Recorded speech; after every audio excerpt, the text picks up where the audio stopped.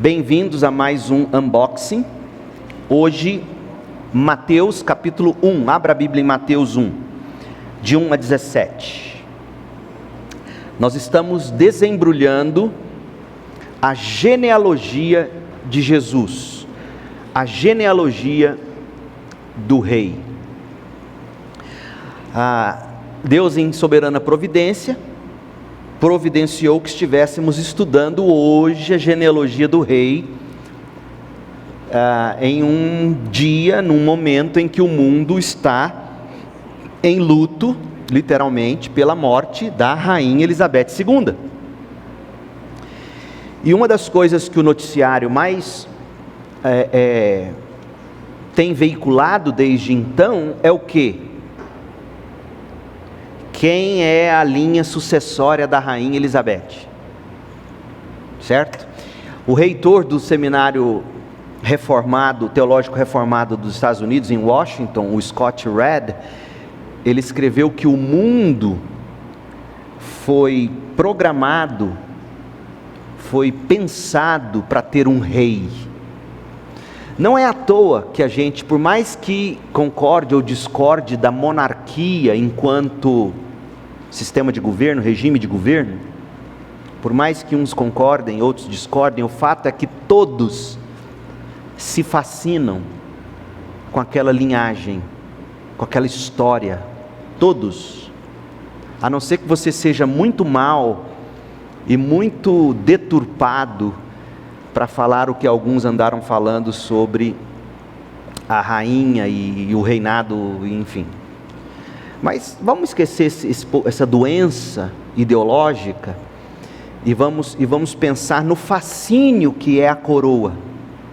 Nós fomos criados para nos fascinarmos com a coroa. Nós fomos criados para ter sobre nós um rei, o Rei Jesus.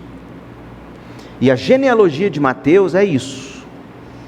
É Mateus mostrando para nós que Jesus é o descendente direto da linhagem real de Israel, aquele que os profetas e todo o Antigo Testamento previram, profetizaram, dizendo que viria.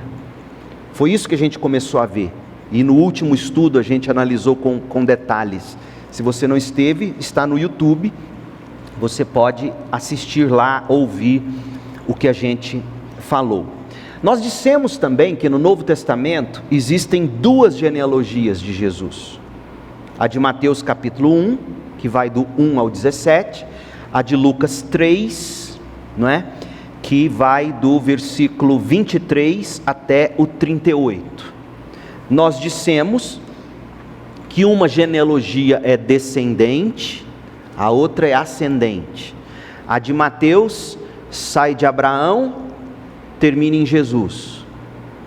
A de Lucas sai de Jesus, termina em Adão e Deus, mostrando para nós que o Senhor Jesus é descendente direto da linhagem real, tanto sanguineamente como legalmente. Sanguineamente via Maria, legalmente via José. Via Maria, a genealogia de Jesus nos mostra que Jesus vem de Adão, passando por Maria, só que não cita o nome dela, cita o nome do pai dela como sogro ou pai de José, o marido legal dela.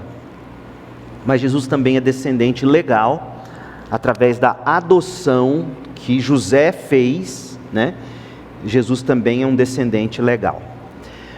Bom, dito isso, o que nós fizemos? Nós mostramos a genealogia sob três aspectos. O primeiro aspecto nós estudamos na sexta-feira passada. O cabeçalho da genealogia. Nós dissemos que esse cabeçalho, versículo 1, leia aí, Mateus 1:1. Este é o registro dos antepassados de Jesus Cristo, descendente de Davi e de Abraão. Nós vimos que esse cabeçalho, ele visa a nos recordar da grande fidelidade de Deus.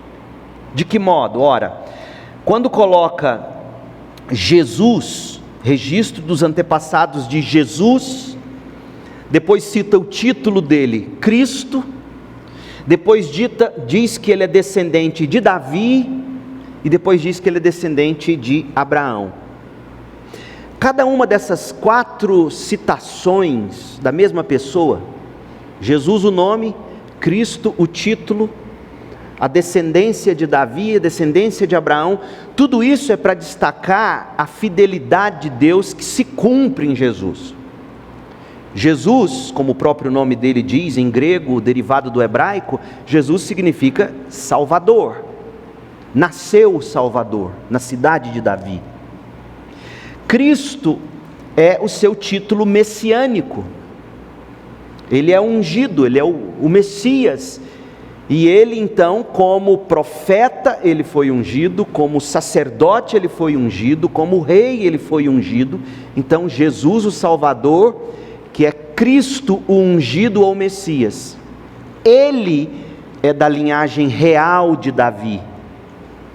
E ele é o cumprimento da promessa que Deus fez a Abraão, quando disse que através de Abraão iniciaria um povo. E aí nós dissemos que esse povo, de fato, é a igreja. Esse povo, de fato, é a igreja que o Senhor está edificando. E Mateus é o único que fala da igreja dentre os 4 evangelhos. É o povo, é o cumprimento da promessa. Então nós estudamos esse cabeçalho. Hoje eu quero mostrar para vocês as divisões da genealogia. E se der tempo, a gente vai falar das mulheres que aparecem nessa genealogia e por que isso é importante. Se não der tempo, a gente fica apenas nas divisões e no próximo, Refugiados, quando a gente voltar a Mateus, a gente fala das mulheres. E eu disse também o seguinte: alguns textos nós vamos gastar mais tempo desembrulhando, como esse. São aqueles textos menos comuns para nós. Geralmente a gente lê a genealogia de Mateus e a gente não dá a mínima. A gente já pula logo para o verso 18, pula a genealogia. Mas eu tentei mostrar para vocês, desembrulhando só o versículo 1 semana passada, que Mateus 1:1 é Deus dizendo: eu sou fiel ao que eu prometo. Jesus o Salvador nasceu, o Messias que eu prometi chegou, Cristo, o descendente de Davi é o rei, e a promessa que eu fiz a Abraão, quando eu o escolhi para formar um povo, eu estou cumprindo definitivamente em Jesus. Eu darei a terra aos meus filhos, os mansos, herdarão a terra, eles viverão sob o reinado do descendente de Davi. Esse povo que eu estou formando e esse povo que eu abençoo é a minha igreja, e eu abençoo esse povo para eles abençoarem as nações. Por isso Mateus termina dizendo: vão e façam discípulos de todas as nações. É a maneira como Deus tinha dito: Abraão, você e sua descendência vão abençoar as nações. E aí nós fizemos até algumas brincadeiras na semana passada, dizendo que a bênção que Deus deu para a igreja foi o evangelho. O tesouro da igreja, o tesouro do crente é o evangelho. Não é necessariamente as suas riquezas financeiras ou as suas conquistas pessoais e etc. Então nós somos abençoados com o evangelho de Cristo, para a gente abençoar as nações, e por isso Jesus nos envia às nações. Vimos o cabeçalho. Vamos ver hoje as divisões. As divisões da genealogia. A genealogia é dividida em 3 partes. E essas 3 partes, você vai ver, dizem respeito às 3 grandes alianças de Deus com seu povo. Outra coisa importante, moçada, nós vivemos numa época em que ninguém valoriza mais esse negócio aqui, ó, aliança. Aliás, tem gente dizendo que se você casa e põe uma aliança no dedo, você acaba com o amor. E tem muita gente acreditando nisso, inclusive crentes.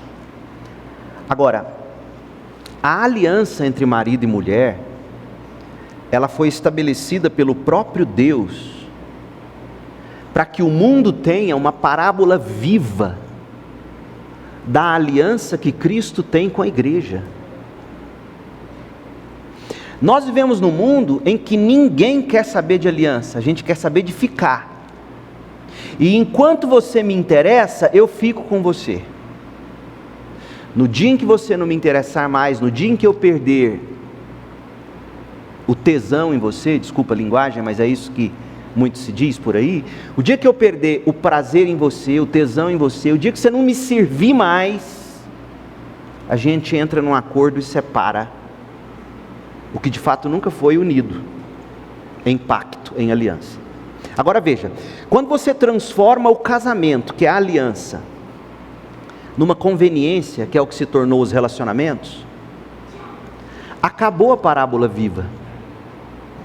O mundo fica sem uma parábola viva que mostra como que um homem ama a mulher e a mulher se submete a ele em amor, sendo os dois tão diferentes, sendo os dois às vezes, né, como maridos costumam dizer, brincar, falar assim, alguém perguntou para o outro casado assim, você já pensou em separar da mulher? Não, separar não, mas matar muitas vezes. Mesmo quando você tem vontade de dar nele, você não se separa, você ama, você serve e vice-versa. E o mundo olha para isso e fala, que tipo de amor é esse? Mas o mundo destruiu isso, não existe mais isso. Hoje é tudo conveniência, não é à toa, portanto, que as pessoas trocam de igreja como trocam, que as pessoas trocam de doutrina como trocam. Por quê? Porque tudo hoje tem que servir à minha conveniência, ao meu desejo, ao que eu penso ser correto. Agora você imagina se Deus fosse agir assim conosco. Nós nunca teríamos tido qualquer chance. E a genealogia de Jesus vai mostrar isso. Vai mostrar isso de duas maneiras. Primeiro, através das 3 divisões que ela faz, mostrando as 3 alianças de Deus. Primeiro, a aliança com Abraão, que vai do verso 2 ao verso 6. Depois, a aliança com Davi, que vai do verso 6 ao verso 11. E depois, a nova aliança em Cristo, que vai do verso 12 ao 17. E nós vamos perceber que nesses 3 períodos da história, Deus cumpriu a parte dele na aliança, o povo não. E você acha que Deus abandonou o povo? Deus manteve a aliança. Tanto manteve a aliança, que aqui estamos nós, e é isso que Mateus vai mostrar para nós. O Deus que cumpre a aliança, mesmo quando a sua noiva adultera. Essa é a história de Oséias, o profeta. Não haveria qualquer chance de ganharmos o amor de Deus. Não havia nada em nós que o agradasse. Não havia um justo sequer que o buscasse. E a genealogia vai mostrar que Deus manteve a aliança. Mas a genealogia também vai mostrar, quando ela narra para nós, as 5 mulheres que aparecem na genealogia. Aparece Tamar no verso 3, aparece Raabe no verso 5, aparece Ruth no verso 5, aparece Batseba, a viúva de Urias, no verso 6, e no verso 16 aparece Maria. Mulheres absolutamente improváveis, para dizermos o mínimo. Se você for buscar hoje na linhagem da rainha Elizabeth, quem foi que a antecedeu, todos aqueles que de algum modo envergonharam a coroa, o que eles fizeram? Cortou. Por que a Elizabeth assumiu o trono? Porque o tio dela, que era o sucessor, o que ele fez? Você se lembra? Vocês assistiram a notícia. Ele resolveu casar com uma mulher americana que tinha tido 2 divórcios. Isso era uma vergonha para a coroa. Ele teve que abdicar da coroa. Daí George, o irmão dele, assume o trono, já que aquele primeiro, o de direito, envergonhando a coroa, resolveu se casar com uma mulher que tinha havido 2 divórcios. E aí George assume. George é aquele do filme, O Gago, lembra aquele? Como é que chama aquele filme? O Discurso do Rei, é o pai da Elizabeth. Se você nunca viu o filme, esse é o filme que conta a história do pai dela. E ela então assume o trono. Agora, se para ser coerente com aquela época, esse que assumiu, o Charles III, jamais deveria ser, porque ele casou com uma divorciada, foi uma vergonha aquele casamento, o fim do casamento dele com a Diana, etc. Ele era amante dessa mulher desde o casamento, todo mundo sabe disso. Mas por que mudou? Porque a cultura mudou, e agora eles estão adaptando a coroa à cultura. Mas, você olha para a genealogia de Jesus, você descobre que Mateus não faz questão de esconder os podres. Quem foi Tamar? Quem foi Raabe? Quem foi Ruth? Quem foi Batseba? Quem era Maria? No mínimo, indignos de aparecer na linhagem de um rei. Isso revela a graça de Deus, e é isso que a gente está vendo. Então vimos o cabeçalho, vamos às divisões da genealogia.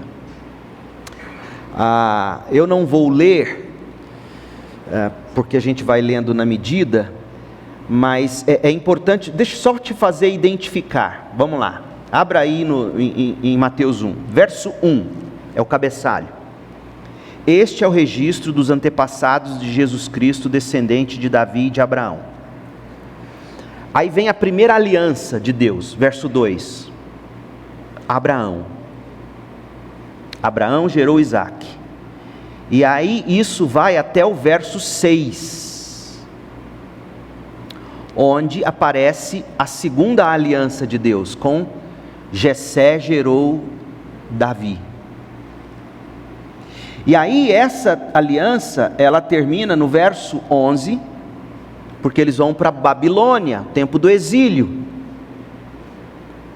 E aí no verso 12, começa a terceira aliança, que vai culminar com Jesus Cristo.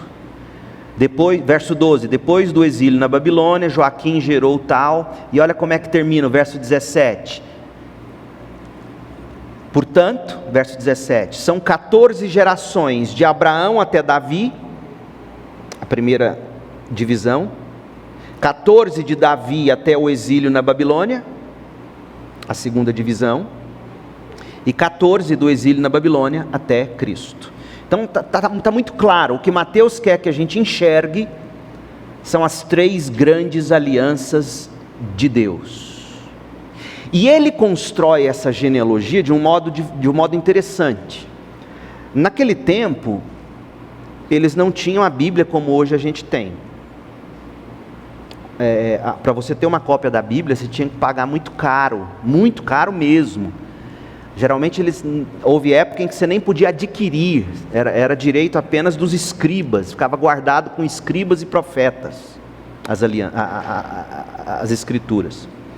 No tempo do Novo Testamento, se você tivesse muito dinheiro, você poderia pedir para alguém fazer uma cópia juramentada, literalmente falando, de um texto sagrado do Antigo Testamento, etc.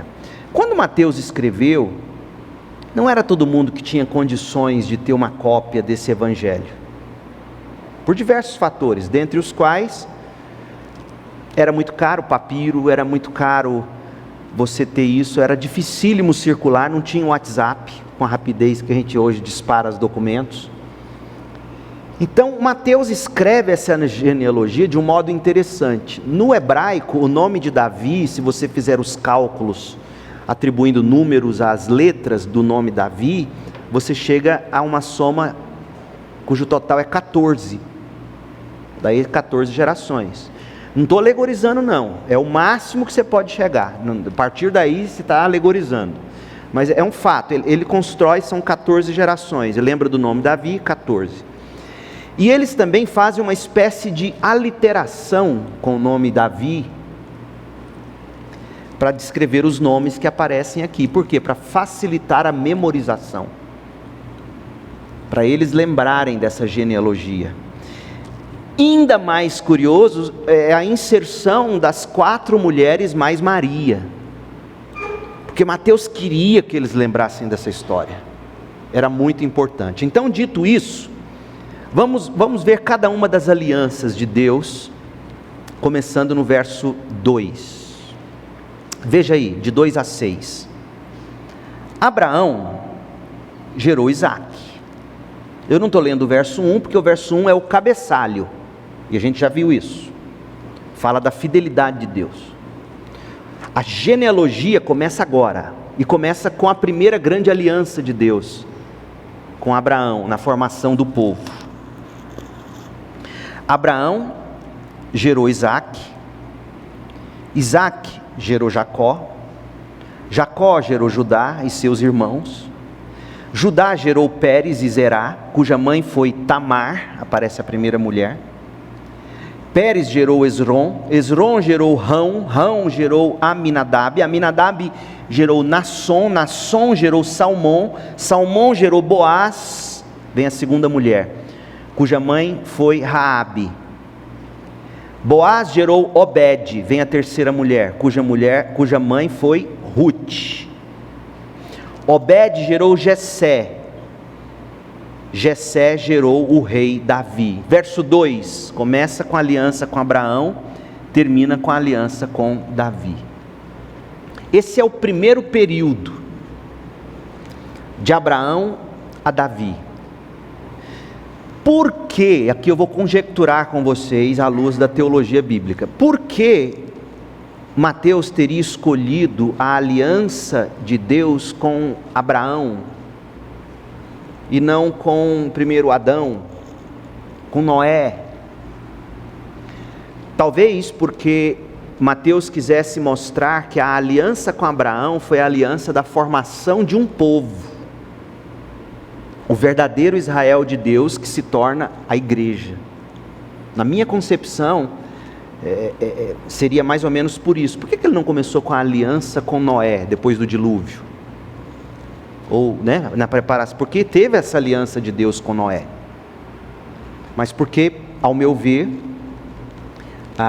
Mateus quer mostrar para nós que esse povo que Deus forma quando escolhe Abraão, é o povo que ele está formando agora, quando ele está edificando a igreja. Então, esse período é de Abraão a Davi. Você tem que se lembrar que esse período, sabe quantos anos mais ou menos durou esse período entre Abraão e Davi? 850 anos, aproximadamente. É muito tempo. É muito tempo. Foi o período dos patriarcas, foi o período de Moisés, foi o período de Josué, foi o período de Juízes, foi o período do início do estabelecimento da monarquia, não é? Foi o momento de Saul, porque vai até Davi, né?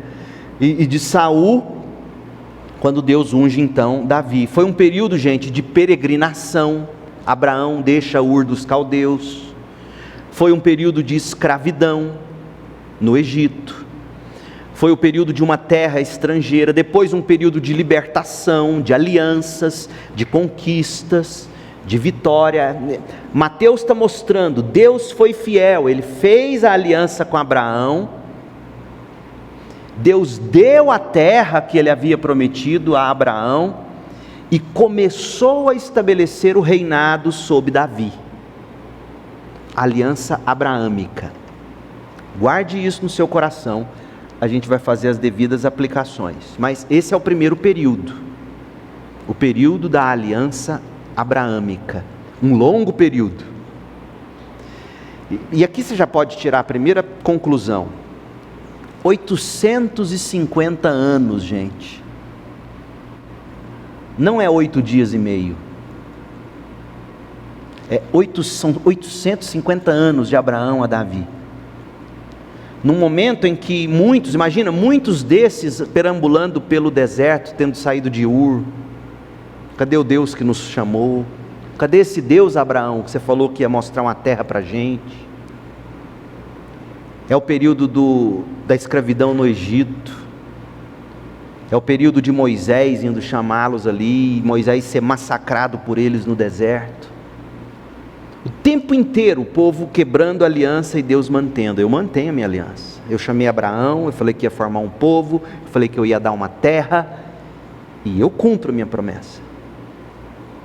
Aí vem a aliança davídica, que é de Davi até a Babilônia. O segundo período, desde quando Davi começou a reinar até quando Jerusalém foi destruída e todos foram deportados para a Babilônia. Foi o período da monarquia, quando Israel, tendo insistido, vocês vão se lembrar, eles insistiram que eles queriam um rei. E por que eles queriam um rei? Aqui, gente, como isso serve de lição para nós, sobretudo na faixa etária em que nós estamos aqui, e eu me incluo, eu ainda me vejo jovem, mas vocês mais jovenzinhos do que eu, sabe por que Israel quis um rei? Eles bateram os olhos nas nações vizinhas, e pensaram assim, eles estão prosperando, eles estão ganhando guerras, parece que do jeito que está lá é melhor. Aqui a gente, debaixo desse profeta Samuel, nós vamos querer um rei, como todas as nações têm um rei. Veja que a motivação não foi a vontade de Deus, a motivação foi o que eles viram, gostaram, como foi a tentação com Eva, agradável aos olhos, daria algum status para eles, temos um rei que conquistou terras para nós. Você já parou para pensar o quanto Deus é irônico quando ele escolhe Saul para ser o rei? Eu nunca deixei de notar isso, desde minhas primeiras leituras da história de Davi. E eu, contrário da maioria de vocês talvez, eu não nasci em lar cristão. Eu comecei a ler a Bíblia com 20 anos de idade. E uma das primeiras coisas que me chamou a atenção é que quando Israel diz para Deus, Deus, a gente quer um rei, e Samuel fica chateado, poxa, não estão gostando do meu pastorado, estão querendo outro pastor sobre eles. Aí Deus vira para Samuel, você lembra? E fala, Samuel, o problema do povo não é com você, o problema do povo é comigo, eles não querem que eu governe sobre eles, com palavras proféticas, que eu mesmo coloco em sua boca. Eles querem um rei, eles querem ser como as outras nações. Eles estão pautando a vida deles a partir de exemplos e modelos dos outros, não da minha palavra, não do que sai da minha boca. Então Samuel, eu sei que dói, porque está doendo em mim, mas fica frio, o problema não é você, o problema é eu, sou eu, eles não me querem. E aí Deus escolhe um rei para eles. Escolhe quem? Escolhe Saul. E você já prestou atenção em como a Bíblia descreve Saul? A Bíblia diz que ele era lindo, alto, do ombro para cima não tinha homem como ele. Era aquele camarada que Israel bateu o olho e falou assim, é o rei, não tem rei mais bonito. Além de tudo, é Mister Universo. Vocês querem um rei? Vocês querem ficar bem na foto? Eu vou dar o rei bonito para vocês. E deu. E a gente sabe a desgraça que foi Saul. Aí Deus fala, tá bom, vocês querem um rei? Então eu vou arrumar um rei para vocês. Que jeito que é o rei que Deus arruma? É Davi. Você já leu a história? Baixinho, pequenininho, o pai dele não dava moral para ele, a mãe dele não dava moral para ele, esqueciam ele lá. O pai dele amava aqueles filhos mais velhos dele, que ele mandava para o exército de Israel. Samuel vai até a casa do pai de Davi para ungir o próximo rei. Samuel não tinha a menor ideia de quem era. O pai de Davi coloca todos os irmãos enfileirados. Samuel vai chegando um por um e Deus fala, não é esse, não é esse, não é esse, não é esse, não é esse, no último não é esse. Poxa, mas você só tem esses filhos? Deus me mandou aqui, não é nenhum desses. Ah não, tem Davi, esqueci. Tipo assim, eu nem imaginava que ele poderia ser rei. Você falou que veio ungir rei. Deus escolhe o rei que nem o pai dava moral para ele. Eu tenho para mim de que nunca foi à toa que Davi escreveu o que escreveu. Ainda que seu pai e sua mãe te abandonem, o Senhor nunca te abandonará. Os contrastes de Deus nesse período. Vocês querem um rei? Então toma o bonitão. Foi um desastre. Vocês querem um rei? Vai ser segundo o meu coração. Não que Davi tenha sido santo. Davi nunca foi santo. Davi errou. Vem gente dizendo até que ele era homossexual, porque tinha atrações por Jonatas. Meu Deus do céu, se tinha uma coisa que Davi gostava era de barra de saia, gente. Aquele homem não podia ver perna de mesa. Adorava uma mulher, tinha um harém. Ele tinha uma amizade muito nobre com aquele seu amigo Jonatas. Mas a gente está tão vendido às coisas do pecado, que a gente não consegue mais ver dois homens serem grandes amigos. É óbvio que a declaração que Davi faz para Jonatas, no contexto de hoje, não seria nada bonito, por causa de todas as distorções que existem por aí, mas não era o caso. Ele não era homoafetivo. Ele era um machão, alfa, pervertido, adorava a mulher. A história dele com Batseba, que vai aparecer aqui na genealogia. O povo tudo na guerra e ele lá, em vez de ir passeando lá na galeria do palácio, ver a mulher tomando banho lá embaixo, vem falar para mim que ele já não sabia. Aquele banho ali, sinceramente, talvez depois vocês podem até cortar do vídeo, mas ali para mim era o Pornhub dele. Ele já assistia aquela mulher há muito tempo. Era o voyeur, ele gostava de vê-la banhar. Chegou um dia que ele não aguentou, falou assim: hoje eu vou possuir essa mulher. Totalmente errado, absolutamente errado. Por quê, gente? Porque na Bíblia, ponha isso na sua cabeça, nenhum dos homens e mulheres da Bíblia são para serem vistos como os heróis. Eles não são heróis, Deus é o herói. Fuja de pregação que faz de Davi o grande herói a ser copiado. Davi foi o que foi pela graça de Deus. Paulo entendeu isso e disse: eu sou o que eu sou pela graça de Deus. Então esse é o período de tudo isso. É o período em que Israel quis um rei, nenhum deles prestou, com exceção de Davi, apesar de todos os furos, Josafá, Ezequias, Josias, esses que demonstraram alguns indícios de mais piedade que os outros. Os outros foram descaradamente pagãos, Deus mantendo aliança. Mateus quer que você enxergue isso.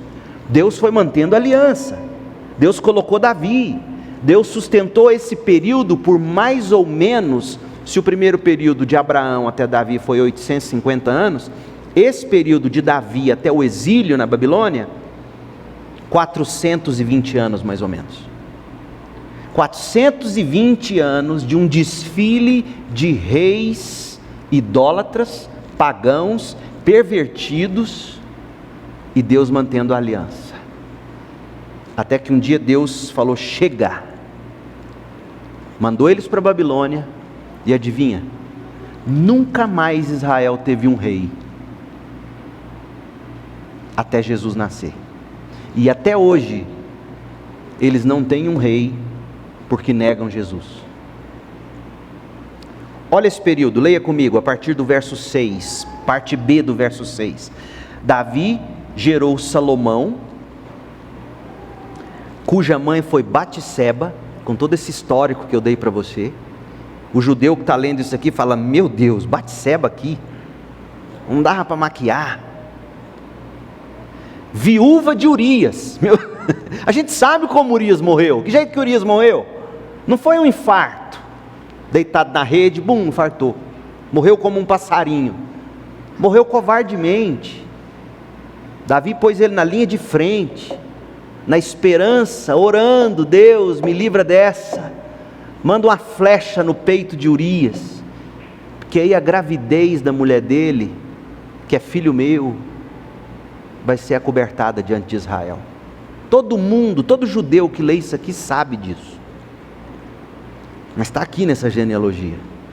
O homem quebrando aliança e Deus mantendo aliança. Gente, eu vou dizer, me perdoem o desabafo. Eu fico absolutamente indignado com quem vem com um papo de livre-arbítrio. Porque é uma desgraça. Olha o que o livre-arbítrio fez com Davi. É absolutamente uma desgraça. Se Deus não intervém, não vai lá e não garra no seu colarinho e fala: vem cá, Cairon.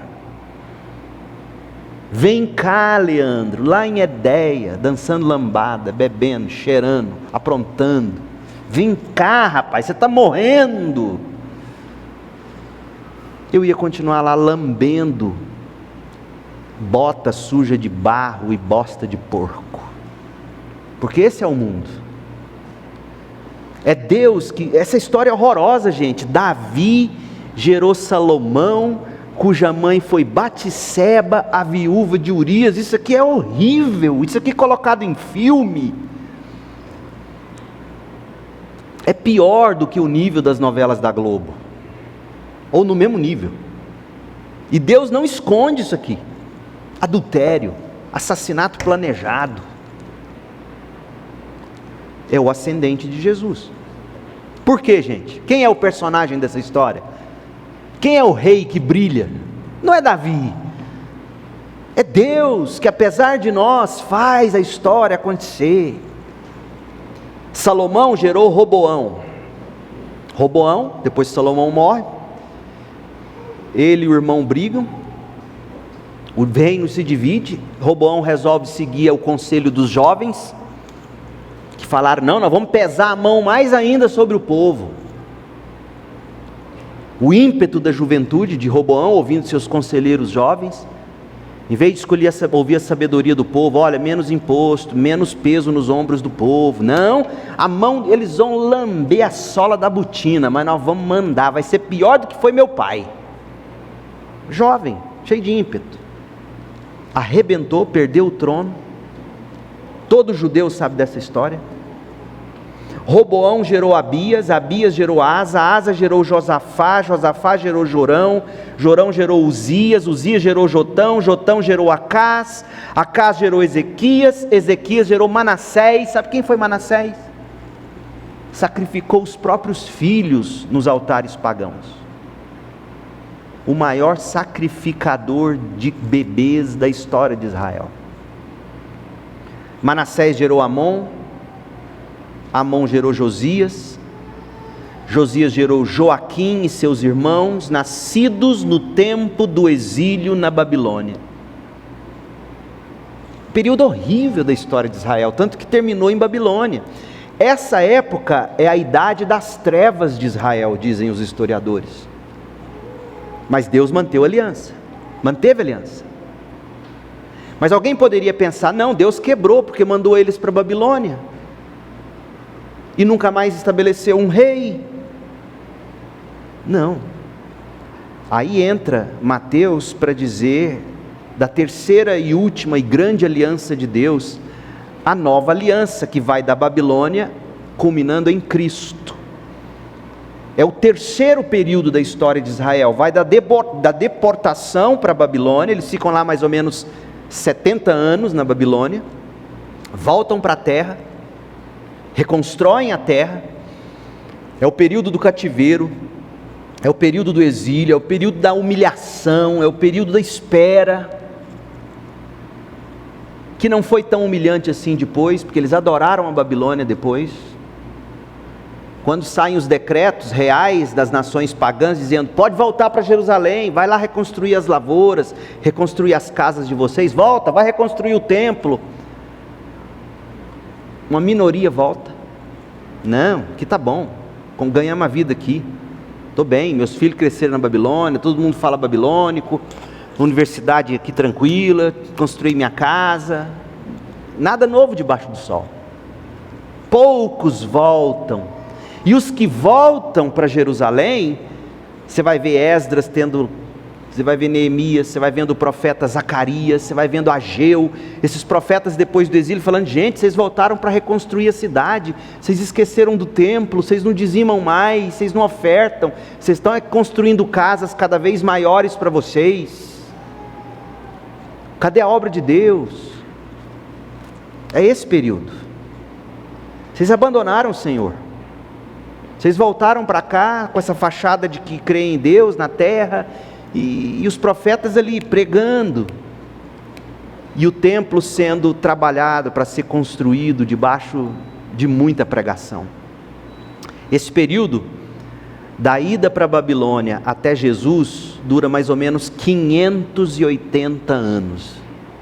Veja, gente, 850 o primeiro período, 420 o segundo, 580 esse.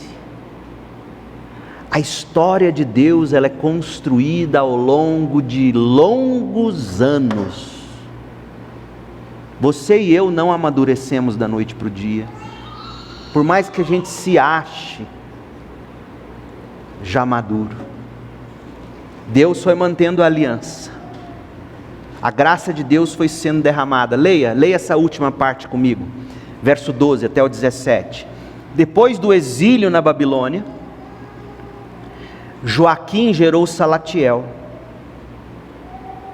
Salatiel gerou Zorobabel. Zorobabel gerou Abiúde. Abiúde gerou Eliaquim. Eliaquim gerou Azor. Azor gerou Sadoc. Sadoc gerou Aquim. Aquim gerou Eliúde. Eliúde gerou Eleazar. Eleazar gerou Matã. Matã gerou Jacó. Jacó gerou José, marido de Maria. Maria deu à luz Jesus, que é chamado Cristo. Portanto, são 14 gerações de Abraão até Davi, e 14 de Davi até o exílio na Babilônia, e 14 do exílio na Babilônia até Cristo. Então é neste período que Deus cumpre a aliança que Ele profetizou em Ezequiel 36, em Jeremias 31, quando eles falam da nova aliança no sangue de Cristo. Aliança essa nova que concederia não apenas a lei, mas também um novo coração, o Espírito, que faria com que eles amassem e cumprissem a lei. A lei é boa, a lei não é ruim. É que a lei sem um coração novo e cheio do Espírito, a lei mata, porque ela condena. A gente não consegue cumpri-la. Então, a genealogia de Jesus, do rei, revela ao leitor que a graça de Deus esteve operando em favor do povo durante todos esses 3 longos períodos. 850 anos, mais 420 anos, mais 580 anos, de Abraão a Davi, de Davi a Babilônia, da Babilônia a Cristo. A genealogia do rei estampa, gente, o que é a nossa vida, o que é a sua vida. Uma mistura de glória e tragédias, de heroísmo e de desgraças, renome e obscuridade. Israel aqui nesse tempo está subindo e caindo igual uma montanha russa. Eles ficam estagnados, finalmente eles rejeitam, crucificam o Messias que Deus enviou para eles, mas Deus em infinita graça ainda enviou o Messias prometido através da linhagem de Abraão e de Davi. Essa é a história que Mateus vai contar. Ele quer que você enxergue que Deus, a história de Deus começa com Abraão, começa antes, a gente sabe, mas para os propósitos teológicos de Mateus, começa com Abraão, quando escolhe Abraão para formar um povo. Deus faz uma aliança com esse povo quebra e quebra de novo, e quebra de novo, e Deus vai mantendo a paciência, até que Deus chega no limite, manda eles para a Babilônia e fala: acabou, eu vou mandar o rei, o Messias, o Salvador. E aí nasce o Evangelho, a boa notícia. O rei que Israel nunca teve, porque nunca viveu e nunca cumpriu a lei. O rei que não pecou. O rei que é cordeiro. O rei que cumpre a lei. O rei que nos representa. O rei que morre no nosso lugar. Essa é a história. E Mateus quer que você enxergue isso. Eu paro por aqui hoje.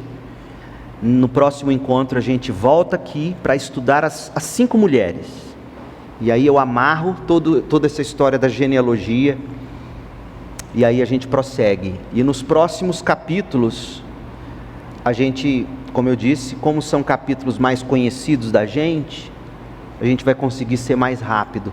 Mas eu quis muito que você lesse essa genealogia com a mesma empolgação que talvez você investe procurando saber da linhagem da Rainha Elizabeth nesse período, porque essa linhagem é a nossa linhagem. Como disse Lewis nas Crônicas de Nárnia, em Cristo nós somos reis e rainhas em Nárnia. Essa é a nossa linhagem. Essa é a nossa linhagem de verdade. Essa linhagem vale mais do que a do nosso sangue. Foi isso que Jesus ensinou para nós. Quem são meus irmãos? Quem é minha mãe? São todos aqueles que fazem a vontade do meu Pai. Ou como eu oro para que Deus encha o seu coração de empolgação com a sua linhagem, uma linhagem verdadeiramente real, com todas as rugas e verrugas que foram corrigidas pelo Rei Jesus. Linda essa história, a sua história em Cristo, a minha história, a nossa história. Perguntas? Pastor, fiquei com uma dúvida desde a semana passada, e seria sobre o seguinte: a nação de Israel, ela fez parte da história da redenção. Cristo, como o senhor mencionou, eles rejeitaram Cristo como rei. E nesse sentido, a gente pode entender que agora a nação de Israel, como nós conhecemos, é uma nação pagã, ou É uma nação apóstata. Ou algo, entre aspas, especial ainda com essa nação? Então, isso aí há um grande debate teológico, excelente pergunta sobre a visão, mas quando você olha para o Novo Testamento, para Jesus, para os Evangelhos, em Mateus mesmo, como a gente vai ver, chega um momento em que o próprio Jesus diz: eu virei as costas para Israel, agora eu vou para os gentios. Paulo explica isso muito claramente em Romanos 9, 10 e 11. No plano eterno de Deus, ele endurece o coração de Israel, como? Virando as costas para Israel, salvando gentios, nós, tornando-nos em Cristo o verdadeiro Israel. Porque tem um detalhe, viu? Quando você estuda a teologia de Paulo, as cartas dele, Gálatas, Romanos, não vai entrar ninguém no céu que não seja judeu, de verdade. Todo crente é, por essência, um verdadeiro filho de Abraão, circuncidado no coração. O céu é habitado por judeus nesse sentido. Quem são os judeus? Quem são os do verdadeiro Israel? São, conforme Mateus vai desenvolver, falando da igreja, Paulo falou isso. O verdadeiro Israel são os crentes, a igreja. A nação geopolítica chamada Israel, que hoje lá está, ela não é a nação de Deus. Da mesma forma que os Estados Unidos não é a nação de Deus. O Brasil não é a nação de Deus. A igreja é a nação de Deus. Por isso que eu vi um vídeo que está rolando aí do Hernandes Dias Lopes, eu acho que com essa ele vai perder muito cachê aí na Assembleia de Deus. E outras, né? Ele dizendo que ele acha que sim, pastor que deixa de ser, e aqui palavras minhas, embaixador de Cristo, pastor, para ser político, para lutar por uma nação que não é a nação de Deus, ele se rebaixa. Nós somos o verdadeiro Israel. E foi por isso que Paulo morreu, por isso que os judeus mataram ele. Porque Paulo virou para eles e disse assim: vocês não são judeu. Desculpa, circuncisão na carne, rejeitando o Messias, o rei, vocês não são, vocês são apóstatas. Então essa história, gente, hoje, que se todo mundo faz, todo mundo idolatrando bandeira de Israel, desculpa, isso não é neotestamentário. Nossa terra não é aquela terra. A nossa terra, Jesus diz, os mansos herdarão a terra. Não é só aquele pedacinho de terra, não. A terra inteira é nossa. Nós herdaremos a terra. Deus cumpriu essa promessa, deu a terra a Abraão, deu a terra ao povo, depois que eles voltaram do exílio. Mas hoje está aquela bagunça que está, e nós vamos herdar a terra no final, quando o novo céu e a nova terra forem estabelecidos aqui, quando Jesus voltar para estabelecer seu reino. Então, esse Israel que aí está, ele tem que ser tratado com a devida dignidade que é jus a qualquer ser humano. O que os nazistas fizeram com os judeus é uma abominação. Não porque eles eram judeus, porque eles eram humanos. Não se faz aquilo com ser humano, não se faz aquilo com animal. O que Hitler fez. A gente sabe que ele fez aquilo por questões políticas, espirituais, obviamente, não podemos negar. Mas não se faz aquilo com judeu, não se faz aquilo com palestino, não se faz aquilo com brasileiro, não se faz aquilo com ninguém, o que os nazistas fizeram. Então, Israel, como hoje nós enxergamos lá, é uma nação apóstata. Ela odeia o Messias. Fala de Jesus lá. Chega no parlamento, não me lembro mais qual é o sistema de governo de Israel, chega lá e fala, prega Cristo, o Messias. E desculpa, o nosso Salvador é o descendente de Davi, de Abraão, Jesus Cristo. Ele é o rei.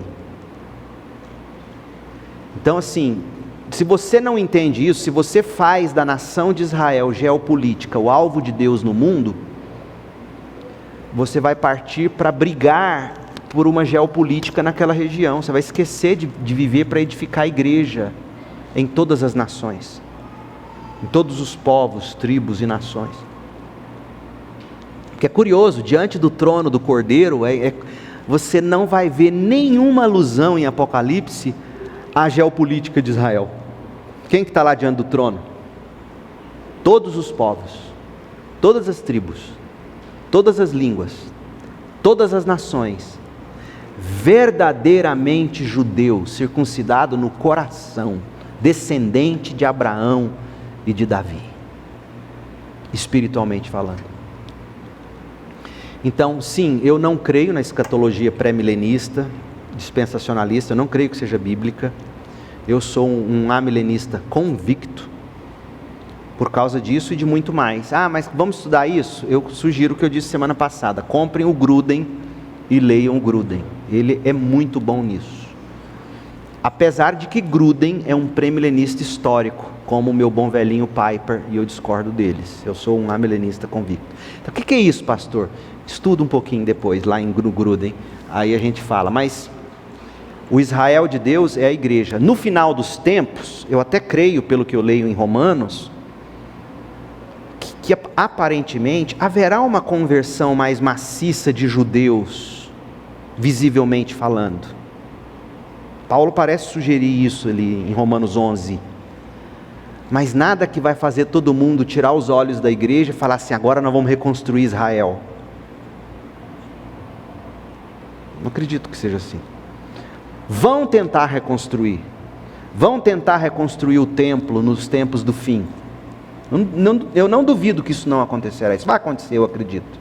Como tem gente aí dizendo hoje que tem judeus espalhados pelo mundo juntando milhões e milhões de dólares para construir o templo do tempo do fim. Até acredito que eles vão fazer isso. Mas Deus não vai estar nisso, não. Não é esse templo que ele vai construir. O templo que ele vai construir é o que vai descer do céu. A nova cidade, a nova Jerusalém, está lá em Apocalipse. Esse é o templo que ele vai construir no fim. Não é o que os homens vão construir lá no tempo do fim, dizendo, Deus está nisso. Deus não está nisso.